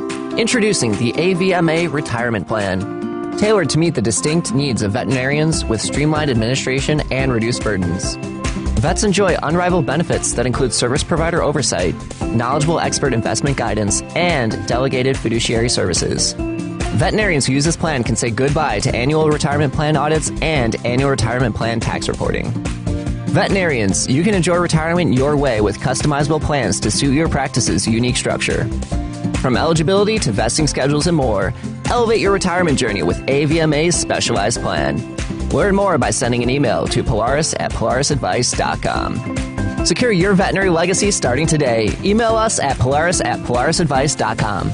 Securities offered through Lion Street Financial LLC, member FINRA and SIPC. Investment advisory services offered through Polaris Wealth Management LLC. Polaris Wealth Management and Lion Street are not affiliated. Hello. Is the tape rolling? Is it loud enough? Ayo, Dre. I kick it. One of these kids is doing his own thing. One of these kids is one and the same. One of these kids is doing his own thing. Now it's time to say his name. What's his name? It's the man we all know and love. What's his name? I think his name is Kwame. Kwame. It's the man we all know and love. Kwame. I came home, there was company. Some young lady, friends of the family. Coming with a strut, showing all maturity. She looked me over once just to make sure it's me. She hadn't any kids, no rings that she carried, so I quickly assumed this pretty girl wasn't married. The girl was fly, club but not grown. Kissed me on the cheek and said, look how he's grown. Compliments on my shoes. My name is Cecil B. Lucy, attorney at law and certified public accountant. Welcome back to the family meeting. 773-763-9278. I like that Kwame joint. Yep. Because the underlying, the sample is the Funky Penguin. Yep. From way, way back, y'all. Yeah, I don't know nothing about the Funky Penguin, man. Way, way back. All right, so I remember people doing the Funky Penguin. Yeah, me too. Them house parties. Yeah, in somebody's basement. So Lisa says that it's a 2/3 majority of both houses of Congress for a bill or amendment. So either way. Amendment? An amendment to the Constitution. Or the Bill of Rights. Or add a bill to... But a bill becomes a law. But it's, if that would... So if it... bill becomes a law because it's written... Is the Bill of Rights the law? It's signed by... See, our civics is raggedy. It is. I started off, I said, my civics are a little bit... You did. Mine too. I captured that right up front. I ain't gonna lie. I don't know what category the Bill of Rights sits in and if it has any law enforcement aspect of it. After it becomes a bill of Rights versus a bill the bill becomes a law. So that makes the Bill of Rights is not a law, I don't think. Well, if it is, then it becomes law and states have to amend themselves to it in their own state constitutions. You be guessing, man. See, you be guessing. No, I'm not guessing on that because that's how it rolls downhill. Which is why some states. Yeah, but is the Bill of Rights a law? I don't know. I'm not guessing on I'm not guessing on the fact that I don't know. Hey, somebody got to know. Yeah, because the way it feels at this point, I'm talking about how it feels, not the objective truth. See, I did that. I know. Just rolled it in there. It feels like it's some sort of a proclamation and aspirational thing. Right now, until it becomes something that's voted on by 2/3 of the House. No. Just the Bill of Rights as it stands right now. It's just something that's aspirational. It's almost like your motto or something, your credo. Well, the Bill of Rights in and of itself is not a law. The Bill of Rights is a set of standards. Right, so but not enforceable by law. Right. Or is it? Yeah. See, now we're guessing. Yeah, we're old. We don't know. We got to go sit in a government class again. See, how many times you get a chance to listen to the radio but at least hear somebody say, I don't know. But at least we're having the conversation. Because some people, they're too... Yeah, somebody look that up. They're too afraid to even have the conversation. Right. Or like some people are too afraid to, that's crazy. Yeah, like we do research or something to do this. Yeah. By doing the research. Eric prints out some paper every now and again. It's just so I don't forget to say certain things. But it's sitting over here. I ain't even looked at it. He says me some stuff. Say, Rich, you got to deal with this. Let me get who's here. Let me get Bob calling from Indiana. Bob, what's your TV show, man? Excuse me? Bob, you there? Yep. The TV show, if your life was a TV show, what would it be called? Holy mackerel. Jeez. You had time to think about this, man. Come on now. Who was that? Who was that fool? Who was that fool? Is that what you call your show? That's pretty good. Okay, that's not bad. Bob's show. Well, go ahead. It may not be good, but it's accurate. Okay, that's fair. That's fair, Bob. But I think I might tune in. I would tune into that. Yeah, just to see what happens. But you weren't sure, at one point exactly when Roosevelt came up with that proposal, and it was in 1944. I think it was fairly late in 44, if I recall right. But you might be getting it perhaps mixed up with his Four Freedoms idea from 1941, just a little bit before the war. You're right. And boy, you never have little Tommy Hartman when you need him, but he's always talking about this kind of stuff. And he's a nerd. He's talked about that a number of times, as well as other things. But I think both of those things were kind of tied together in Roosevelt's mind, and it's true. Had he lived to finish out that last term, I think certainly a lot more of it would have been put into effect. You think so? Well, I mean, he was pretty effective. I think I would agree with you on that. He had, he still had a Democratic Congress behind him, and so if he could have kept that, certainly a lot of it would have. Yeah, because I'm looking at it now. So the four were freedom of speech, freedom of worship, freedom from want, and freedom from fear. Yep. Kind of aspirational, but yeah. Yeah. I don't know if you can put that in anybody's law or anything. I mean, how do you legalize that? I don't know, but it's aspirational for sure. Yeah, and then of course the war came along. Right? You've been reading books or something, Bob? Is that what you've been doing? I know what they look like.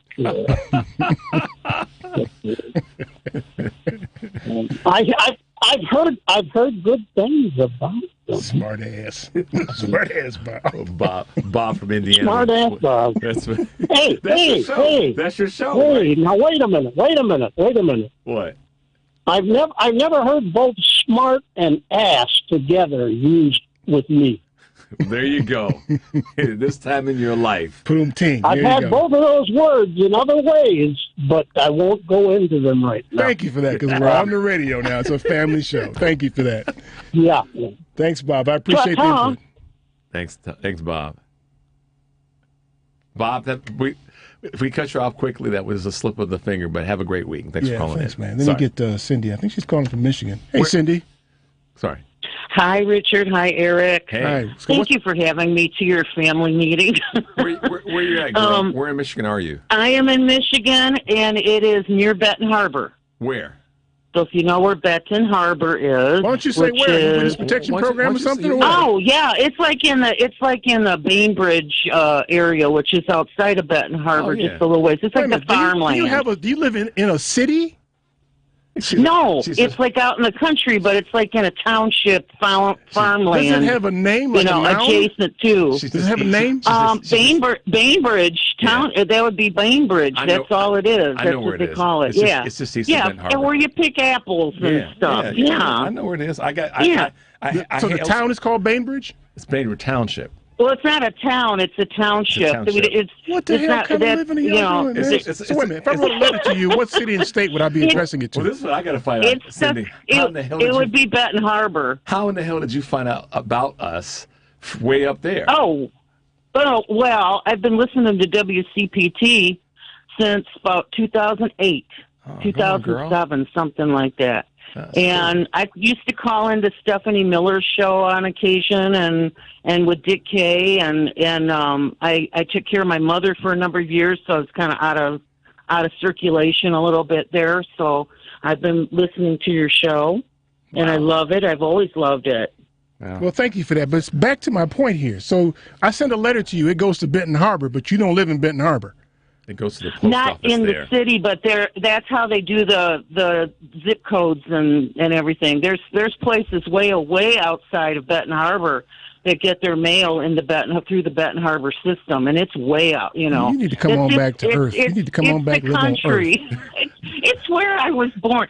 I'm Native American. This is my native area, so this is where my people's is. You pay your taxes in Berrien County. I know what you do, girl. Yes, there you go. It doesn't make no sense to me. I live in a town. They got a town. You address a letter to me, it goes to my town. City, don't pay no attention. Yeah, it don't go to somebody else's town and get to me somehow. It doesn't do that. Don't pay no attention. Well, yeah, I mean, we do still use the same U.S. Post Office, and it gets there. You know, yeah. And believe it or not, Eric, the mail going to Bainbridge Township can be more efficient than going to some of the larger cities. I think not. And I write. Yeah, I don't know. I have no idea. So what's up, girl? But you were taught. So I got to send a letter to Chicago so it comes to my house. That's what I got to do. Yeah. Well, I could. Yeah, I have a TV show. What's your name? Was perfect for me from the day it premiered, and the kids at school used to call me this because I was still in school when it was on. Maude. Oh yeah. I was Maude. I was a big mouth liberal broad even when I was in high school. Where'd you go to high school? In actually Waterville High School, which is kind of in that Bainbridge. I know. Yeah. You guys had a great. You had one of the first non-asphalt tracks in the county. So what year did you graduate? Yes. He's asking a lot of questions, ain't he? Well, now you're getting in my age. Now we're getting touchy now. The boy ain't got no home training. That's the problem. The boy ain't got no home training. There's a reason I want to know. Seriously, what year did you graduate from? You're supposed to ask the lady that, man. 1974. Okay. So I think at that time it still was asphalt. Yeah, it was. It may have been asphalt. It didn't change until 78. But it's a beautiful stadium. Yep. They have a beautiful, all the things are nice. We do put a lot of money into the school systems. Yeah. Up in my area. Y'all should put some money in the damn post office. And it's for everybody. Put some money in the post office. Tell them to put some money in the post office so y'all can get mail to where you live. Yeah, we don't. Yeah, we get our mail through different. It depends on how far out in the system you are as to who gets your mail. God, yeah. But I always get it. I've never had it not delivered right. So your show would be Maude. But anyway, okay. B. Arthur. All right. I was Maude. If she was Native American, because that's always the thing. I'm a Pokagon. I'm a Pokagon Indian. Pokagon Trail. Yes, and we have a lot of our own government and, of course, the casinos, which fund all that and everything. Rightfully so at this point, after all these damn years. And I was gonna talk about the idiot too, the imbecile, as Eric called him. And only just to this point. This is the only point that I wanted to make. The Christians, of course, the people that follow him, these Christians that I don't understand it, but they think he's their savior. He's the fallen man like King David that God sent to take away all the bad abortion and welfare and who knows what else they think. But I think, and every time I look at him, I think he went to the crossroads and made a deal with the devil. Because every time I see him, he gets away with it. That's the only explanation for what he can do. Is get away with everything because he made a deal with the devil. And he would be the kind of man who would. Well, he's done it before. Or the system's jacked up. Yeah, and that's another way of putting it. I look at him and just my shorthand is well, he made a deal with the devil, and I can dismiss him as that. But the system is not as easily dismissed. You know, that's a work in progress. Is it in progress, you think? It's somewhat better because, I mean, I've lived long enough to see it get better for some people, but for other people, it's still a drag. Still, I, of course, because the way I look, when I was younger, I was much darker, and I get kicked out of places because people, you know, you don't belong here, things like that. But as I'm older, I have faded as I'm older, and my skin has faded.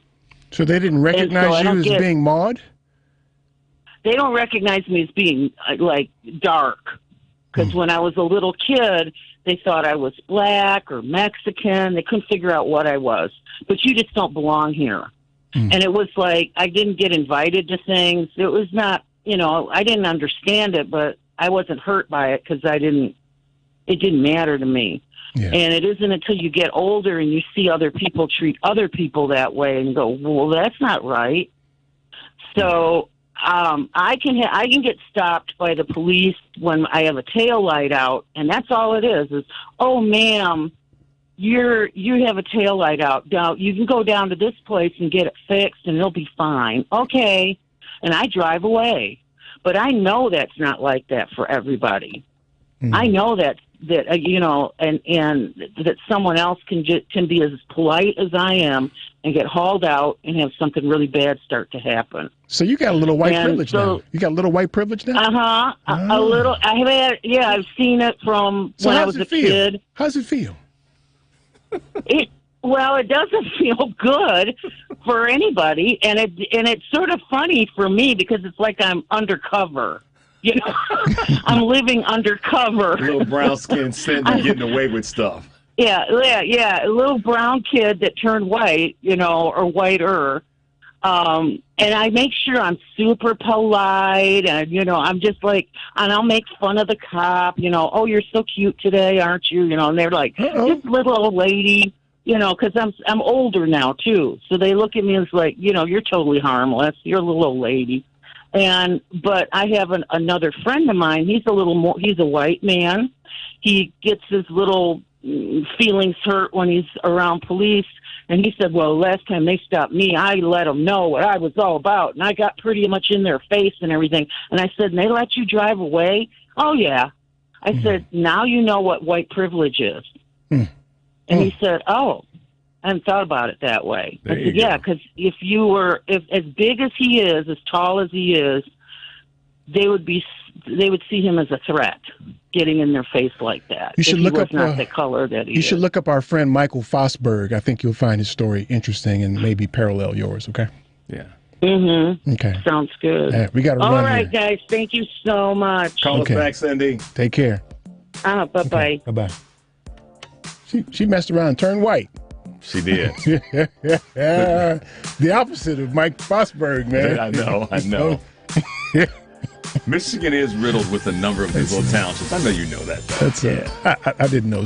Really? I really didn't, man. I never really paid attention to nothing like that, man. Yeah. I was like Detroit and back. I don't know nothing about that. You stop along the way. Except on the way back from Detroit one time, our car broke down in Kalamazoo. So I got Kalamazoo in my mind. Otherwise, Yeah. Oh, well. Okay, y'all. Tommy's next. Stay tuned for more of the Family Meeting.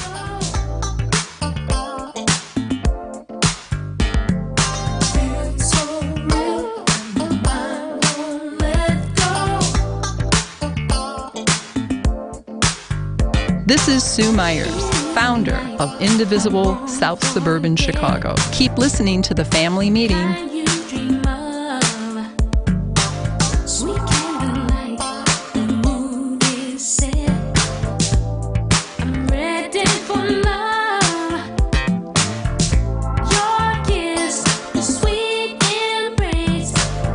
Do you own a business in Illinois? Are you aware of the new retirement plan requirement that could impact your business? Listen up, this is crucial information you don't want to miss. If you're a business with at least 5 employees and have been operating for 2 years or more, Illinois law now mandates that you provide a retirement plan. But don't worry, we've got you covered.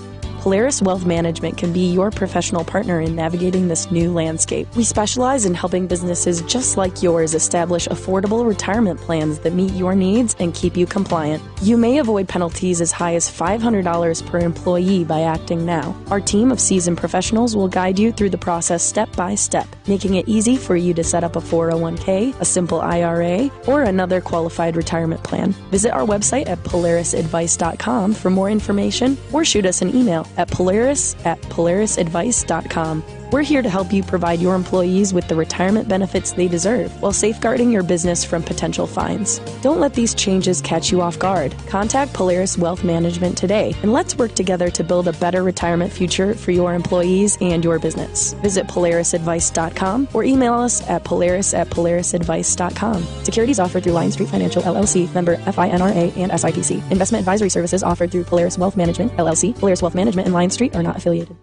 A basic and essential part of any financial plan is savings. Most of whatever cash you have will be there because you put it there, not necessarily because of some fancy investment. Now with Save and Plan, Polaris has introduced a way for you to get empowering financial advice. Save and Plan is simple. Just sign up to save on a systematic monthly basis directly from your account and gain access to a planner and our planning services. Once you sign up to save, Polaris will help you develop a customized financial plan and give you a real person to speak with. Your dedicated planner is just an email or phone call away. Save and Plan offers empowering advice for everyone. Visit us at polarisadvice.com and call us today at 312-951-2606 or email us at polaris@polarisadvice.com. That's 312-951-2606 or email us at polaris@polarisadvice.com. Save and Plan, empowering advice for everyone. Securities offered through Lion Street Financial LLC, member FINRA and SIPC. Investment advisor services offered through Lion Street Advisors LLC, registered investment advisors. Polaris Wealth Management and Lion Street Financial are not affiliated. Hey, Family Meeting cousins. As you know, we created a Patreon Family Meeting subscription and membership page to include you great listeners in our effort and give you a chance to very economically promote your business, organization, or local event. You can contribute as little as $5 per month to get your message out and support the Family Meeting as a viable voice. We know you appreciate our permanent interest dialogue, get up and dance playlist, and our great guests who stop by. So become a cousin and go to our website, tfmradioshow.com, and click the link. Drums, please.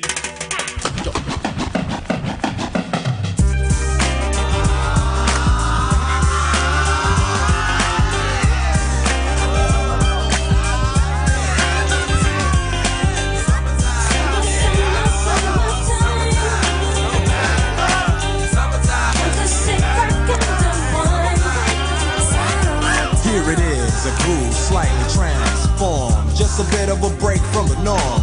Just a little something to break the monotony of all that hardcore dance that has gotten to be a little bit out of control. It's cool to dance, but what about a groove that soothes and moves romance? Give me a soft, subtle mix, and if it ain't broke, then don't try to fix it. And think of the summers of the This is motivational speaker and author Dan Duster, author of the great selling book, Peaceful Selling, Easy Sales Techniques to Grow Your Small Business. Welcome back to the Family Meeting. Yeah, I think summertime is over, man. Well, technically it will be on Thursday, but weather-wise, it's fall. We don't get no more than we got 80 degrees coming in later in the week. But. Yeah, it's going. We still going. Listen, this is my opinion because of climate change, which is real. You can mess around in the first 2 weeks of October could be warmer than July. I hope climate change hurry up, man. I want it to be warm all the way through the winter. So do I.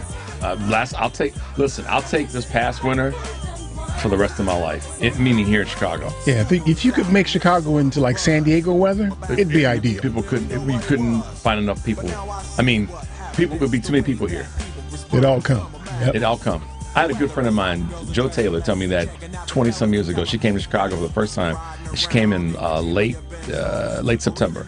She lived in L.A. She said, Richard, she's going to be like 3 days. And she said, do you realize that if Chicago were, further south in terms of the, temperature, she said, you couldn't, Chicago would be overpopulated because everybody would want to move New York. Yeah, she said because she loved it here. But yeah. Anywho, it's crazy, man. So let's see what's on Tom's mind. Oh, movie. What was your TV show? No, what was your other one? Because we both had a second one. What's your second one? Well, I think the one I settled on was. Yeah.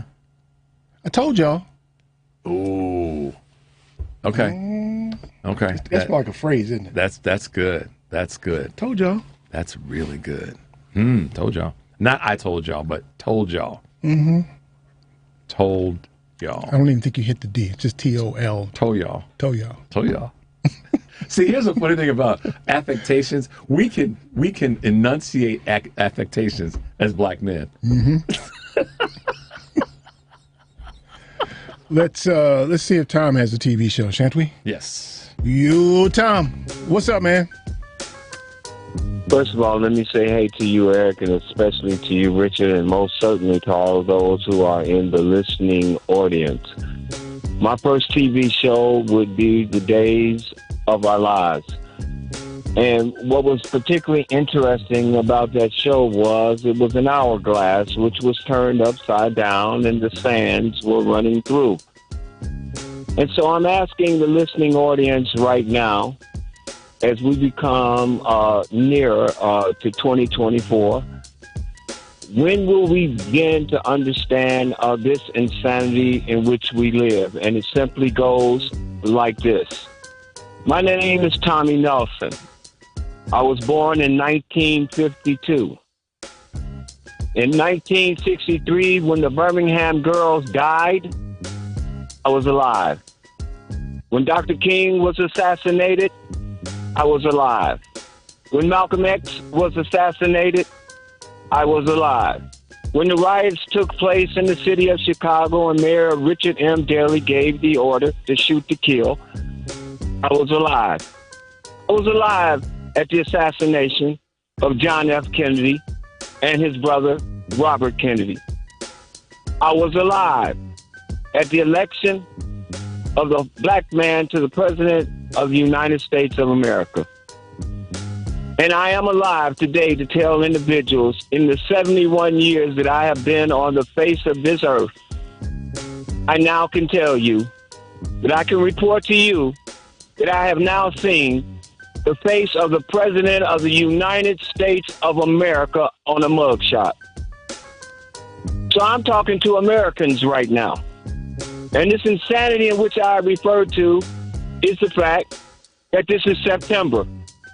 We're only a few months away from January of 2024. I'm simply going to put it to you straight like this, because this is where we are. An attempted takeover of the federal government has happened. This is not a joke. This is not a drill. This is not fear-mongering. This is not calling or talking down to anybody or anything. I do not understand why we fought the wars that we fought for freedom and democracy. And yes, we have all kinds of differences. You can be whatever the hell you want to be. But one thing that happened, when a country decided that they could take over this country and made the fatal mistake of dropping bombs on Pearl Harbor, all these rabbit holes that we keep talking about went away. And we became Americans. And we fought for an idea and a belief and a system. And here we are on the brink of 2024. And I want to ask white people a simple question, not condescendingly, but respectfully. I ask you to embrace your culture and ask yourself, how in God's name could we even be on the verge or the appearance of a race war with whites and blacks? How? Because the blacks, according to the 71 years that I have lived in this country, embrace my history, read all of the facts, not lies, have never tried to take over anything, have never tried to go in any white community, have never tried to take over the federal government. So then explain to me, why in 2024 would there ever be any tension and this nonsense between whites and blacks? That's your first rabbit hole. Your next rabbit hole is the simple fact that do you understand that individuals with documents try to take over the United States of America?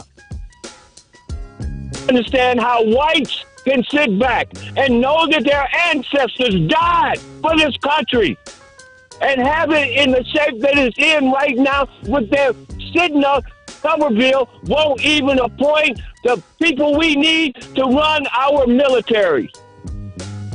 My last show is Dragnet, because he used to say to the lady, just the facts, ma'am, just the facts. You're talking to an individual that is an American. I don't know any place else to go. I have no place to go. My descendant was thrown in the bottom of a boat in 1952. I don't even know where I would come from. The only reason I would step in Africa is to say, this is where I come from. But other than that, the only thing I know is the United States of America.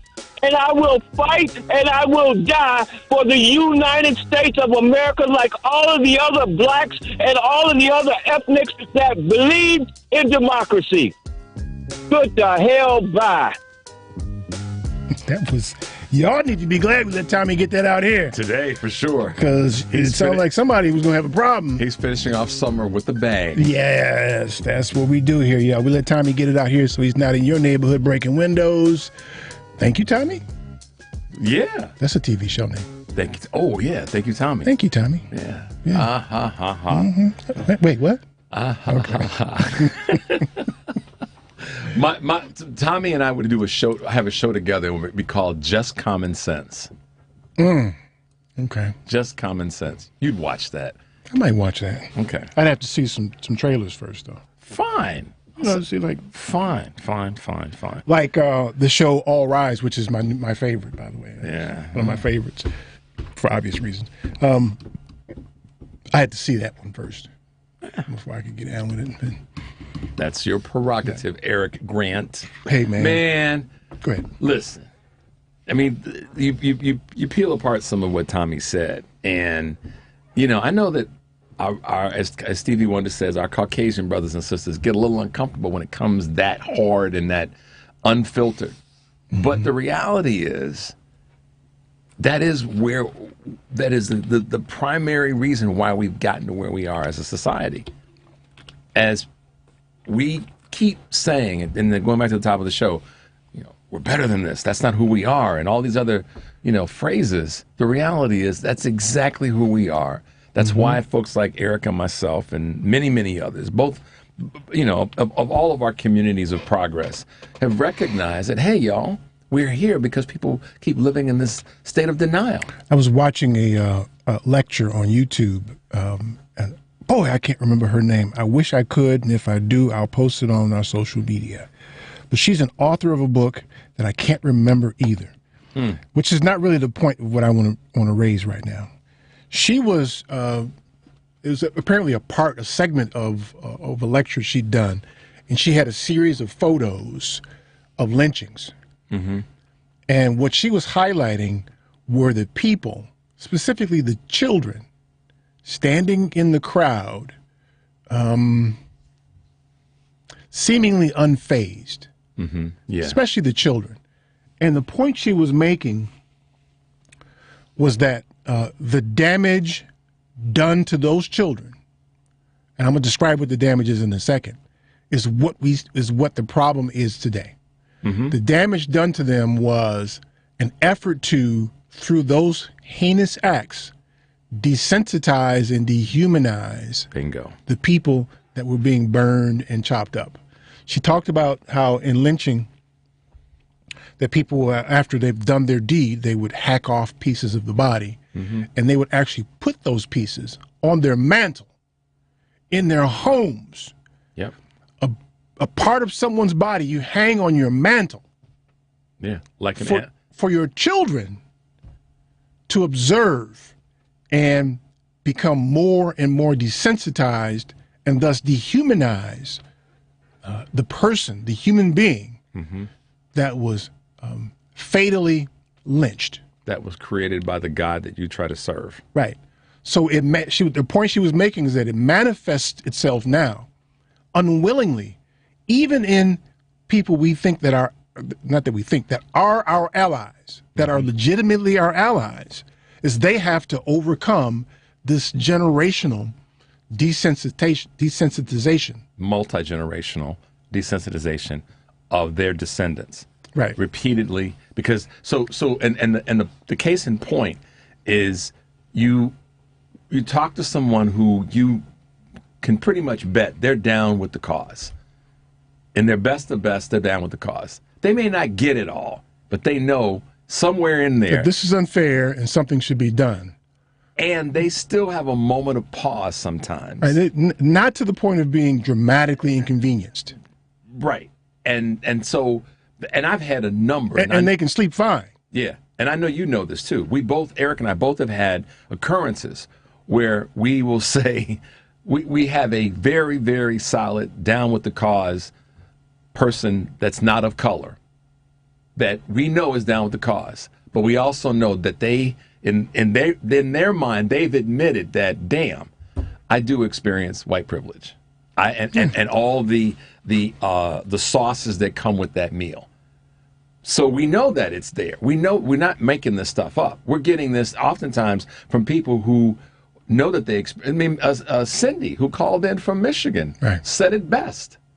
She's a perfect example. She's down with the cause. Yeah, been running, as she said, been running her big mouth since she was a But only to the point where it doesn't become too much of an inconvenience, and that's where the problem is, and that's why you got people who won't take that extra step because they're afraid of the retaliation. They're afraid of that same mob that lynched these people. You desensitize the person that's being harmed, that's being burned and hacked apart, because you're afraid of the people who are actually doing it. Right. And the people that are around them that may not be physically doing it, but they are supporting it by their silence. So the desensitization, I may not be saying that right, it travels from generation to generation. Sure right? it does. It's something that's learned, it's heaped upon you.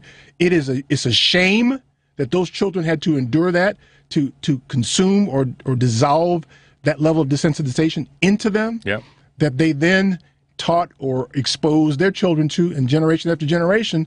You can watch a Laquan McDonald get shot down in the streets and feel bad about it, right? But not bad enough to do something about it. That's going to change you from. You're not going to do the work that's going to help you not feel bad about it. Right. That's the real thing. Yeah. You're not going to do the work to help you stop feeling bad about the thing that you saw or heard. And a good example. That's how you've been harmed. Yep. And we feel bad about that. Now it's time to realize you've been harmed and fight back. That's exactly right. That's right. It's that time now. So we've editorialized a bit here, haven't we? But all come from a good place. Y'all got to understand well, that. Not, in your case, maybe not mine. Well, I'm at 1, you're at 0.5. I love it when I make Eric laugh with my goofiness, y'all. I'm trying to roll down to 0 if I can. He was insulted. Give me a 1. You a 1, punk. So fine. I got to carry that water. All right, what's his name again? Beauregard? Yeah. Yeah, Beauregard, thanks, man. Whatever. Fixing them phones. Tune into the family meeting every Sunday at 4. I'm your host, and that's the black Asian dude, too. Did I tell you? Me. Yes, yes, man. We'll see y'all next week. Peace.